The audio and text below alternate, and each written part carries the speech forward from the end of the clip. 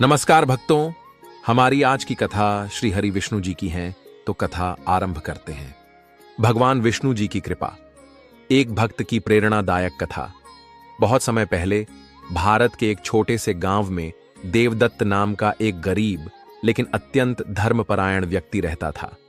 वह भगवान विष्णु जी का अनन्य भक्त था और दिन रात उनकी आराधना में लीन रहता था।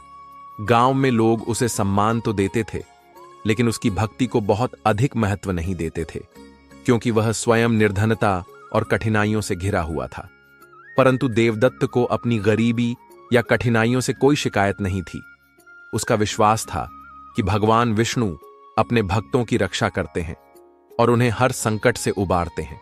उसने निश्चय किया था कि वह न केवल स्वयं विष्णु जी की आराधना करेगा, बल्कि और लोगों को भी उनकी भक्ति की ओर प्रेरित करेगा। एक दिन देवदत्त के मन में विचार आया कि यदि वह गांव के लोगों को भगवान विष्णु जी की महिमा के बारे में बताए और उन्हें व्रत कथा करने के लिए प्रेरित करे, तो उनके जीवन में भी सुख शांति आ सकती है। उसने निश्चय किया कि वह हर गुरुवार गांव के चौपाल में बैठकर विष्णु जी की कथा सुनाएगा और लोगों को विष्णु जी का व्रत करने के लिए प्रेरित करेगा। पहले दिन जब वह कथा सुनाने बैठा तो केवल 3 लोग आए, एक वृद्ध ब्राह्मण, एक किसान और एक विधवा महिला। वे ध्यान से उसकी बातें सुनते रहे, लेकिन गांव के अन्य लोग उसका मजाक उड़ाने लगे। अगर भगवान विष्णु इतने ही महान हैं, तो फिर तू गरीब क्यों है? एक व्यक्ति ने हंसते हुए कहा। देवदत्त मुस्कुराया और उत्तर दिया, धन से ही समृद्धि नहीं आती, मन की शांति सबसे बड़ा धन है। जो विष्णु जी की शरण में जाता है, वह हर संकट से पार हो जाता है। हालांकि पहले दिन अधिक लोग नहीं आए, लेकिन तीनों श्रोता उसकी बातें सुनकर प्रभावित हुए और उन्होंने गुरुवार का व्रत करने का संकल्प लिया। देवदत्त ने उन्हें भगवान विष्णु जी की व्रत कथा की विधि बताई। 1. गुरुवार के दिन प्रातः स्नान कर पीले वस्त्र धारण करें। 2. भगवान विष्णु जी का पूजन करें और उन्हें हल्दी, गुड़, चने की दाल अर्पित करें। 3. विष्णु जी की व्रत कथा का पाठ करें और श्रद्धा से सुनें। 4. दिन भर उपवास रखें और केवल एक समय पीले रंग का भोजन करें। 5. 11 गुरुवार तक इस व्रत को विधिपूर्वक करें और अंतिम दिन किसी ब्राह्मण या जरूरतमंद को भोजन कराएं। तीनों लोगों ने विधिपूर्वक व्रत करना प्रारंभ किया। कुछ ही हफ्तों में उनके जीवन में बदलाव आने लगे। ब्राह्मण, जिसका परिवार कर्ज में डूबा हुआ था, उसे अचानक अपने पुराने ग्रंथों में एक संपत्ति का दस्तावेज मिला, जिससे उसे कर्ज चुकाने का अवसर मिला।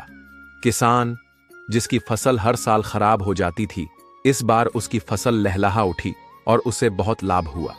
विधवा महिला, जिसके बेटे को नौकरी नहीं मिल रही थी, उसे एक अच्छे व्यापारी के यहां काम मिल गया। इन चमत्कारों को देखकर गांव के और लोग भी देवदत्त की बातों में विश्वास करने लगे और विष्णु जी का व्रत करने के लिए प्रेरित हुए। इस गांव के पास एक बड़ा नगर था, जहां राजा वीर सिंह का शासन था। राजा बहुत धर्मपरायण था, लेकिन उसे यह विश्वास नहीं था कि केवल व्रत करने से किसी की तकदीर बदल सकती है। जब राजा ने सुना कि देवदत्त के कहने पर कई लोग विष्णु जी का व्रत करने लगे हैं और उनके जीवन में बदलाव आ रहे हैं, तो वह स्वयं उसकी परीक्षा लेने का निर्णय लिया। राजा ने अपने सैनिकों को भेजकर देवदत्त को दरबार में बुलवाया। राजा ने पूछा, क्या यह सत्य है कि जो भी विष्णु जी का व्रत करता है, उसके जीवन में सुख समृद्धि आ जाती है? देवदत्त ने नम्रता से उत्तर दिया, हां महाराज, भगवान विष्णु अपने भक्तों की रक्षा करते हैं। यह व्रत सच्ची श्रद्धा से करने पर अवश्य फलदायी होता है। राजा ने हंसते हुए कहा, यदि ऐसा है तो मैं तुम्हारी परीक्षा लूंगा। मैं अपने खजाने में ताला लगा दूंगा और बिना कुछ किए देखूंगा कि क्या मुझे धन की प्राप्ति होती है। यदि 11 गुरुवार के बाद भी कुछ नहीं बदला, तो मैं तुम्हें और तुम्हारे विश्वास को झूठा मानूंगा।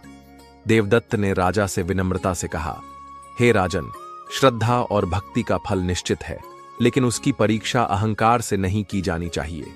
फिर भी यदि आप चाहते हैं तो कृपया विधिपूर्वक व्रत करें और विष्णु कथा का श्रवण करें। राजा ने शर्त मान ली और 11 गुरुवार तक व्रत करना प्रारंभ किया। पहले कुछ सप्ताह तक कुछ भी विशेष नहीं हुआ। राजा ने व्रत का पालन किया, लेकिन उसके मन में संदेह बना रहा।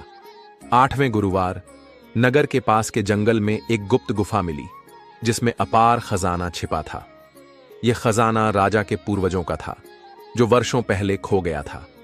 9वें गुरुवार राजा के राज्य में व्यापार बहुत बढ़ गया और कई पड़ोसी राज्यों ने उससे मित्रता की पेशकश की। 11वें गुरुवार राजा को एक दिव्य स्वप्न आया जिसमें भगवान विष्णु जी ने उसे दर्शन दिए और कहा, राजा वीर सिंह, जो मेरी भक्ति करता है उसे कभी कोई कमी नहीं होती। तेरा संदेह मिट चुका है, अब तू भी मेरे भक्तों की सहायता कर।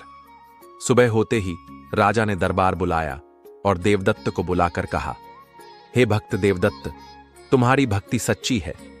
अब से मैं भी विष्णु जी के व्रत को अपनाऊंगा और अपने राज्य में इसकी महिमा का प्रचार करूंगा।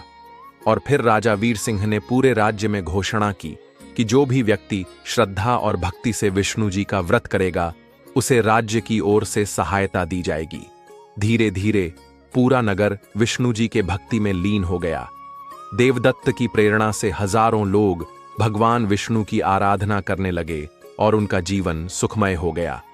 राजा ने देवदत्त को राजगुरु बना दिया और उसका सम्मान पूरे राज्य में होने लगा। लेकिन देवदत्त ने किसी भी सांसारिक सुख को अपनाने से मना कर दिया और अपना जीवन भगवान विष्णु जी की भक्ति और उनके व्रत के प्रचार में समर्पित कर दिया। व्रत कथा का महत्व इस कथा से यह स्पष्ट होता है कि भगवान विष्णु जी अपने भक्तों की रक्षा अवश्य करते हैं। जो व्यक्ति श्रद्धा और विश्वास से उनका व्रत करता है उसके जीवन में चमत्कारी परिवर्तन आते हैं। यदि इस कथा को सुनने वाला कोई भी व्यक्ति विष्णु जी का व्रत करता है तो निश्चित रूप से उसे धन, सुख, शांति और समृद्धि की प्राप्ति होगी। अगर आपको यह कथा अच्छी लगी तो चैनल को सब्सक्राइब करें। धन्यवाद।